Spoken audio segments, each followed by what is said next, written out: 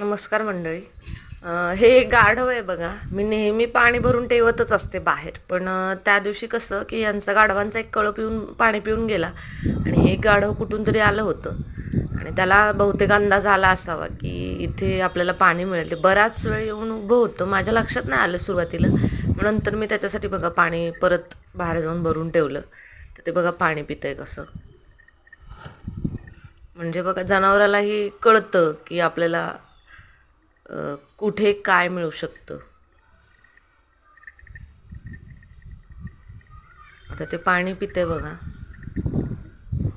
माझ्याकडे फ्रीजमध्ये 2 टोमॅटो होते. ते टोमॅटो देखील मी घातले बघा त्याला. ते टोमॅटो पण खाल्ले बघा त्याने. ते बघा.